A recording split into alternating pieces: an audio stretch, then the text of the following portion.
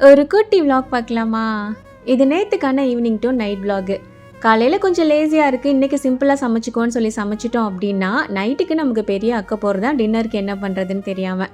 எனக்கு டக்குன்னு கை கொடுக்கறது இந்த அடை தோசை.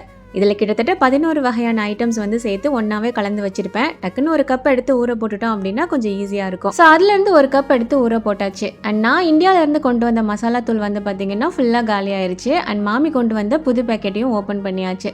ஸோ அதை ஒரு பாக்ஸில் போட்டு வச்சுட்டு வாங்கிட்டு வந்த மீனை வந்து க்ளீன் பண்ணி வச்சிடலான்னு சொல்லிட்டு அதையுமே க்ளீன் பண்ணி வச்சுட்டேன். ஒரு முழு மீனாக எடுத்தாச்சு. ஸோ அதுலேருந்து ஒரு 8 பீஸ் மட்டும் ஸ்லைஸாக எடுத்துட்டு மீதியை வந்து கொஞ்சம் க்யூப்ஸ் மாதிரி கட் பண்ண சொல்லிட்டேன். நெக்ஸ்ட் டே மீனாக்கி மீன் பொரிக்கலான்னு தான் பிளான். ஸோ ஸ்லைஸை வந்து ஒரு நாளைக்கு பிரியாணி பண்ணிட்டு மீதி உள்ளதை வந்து கொஞ்சம் மசாலா தடவிட்டு குழம்புக்கும் எடுத்து வச்சுட்டேன். அண்ட் ஸ்லைஸையுமே பிரியாணிக்கு மீன் எப்படி ஃப்ரை பண்ணுவோன்னா அதுக்கான மசாலா எல்லாமே சேர்த்து மசாலா தடவியே வச்சுட்டேன். ஏன்னா நம்ம ஃப்ரிட்ஜில் இந்த மாதிரி மசாலா போட்டு ரெடி பண்ணி வச்சுட்டோம் அப்படின்னா நல்ல ஊறி இருக்கும், பிரியாணிக்குமே டேஸ்ட் ரொம்ப நல்லா வரும். ஸோ இதையுமே ரெடி பண்ணி வச்சுட்டேன்.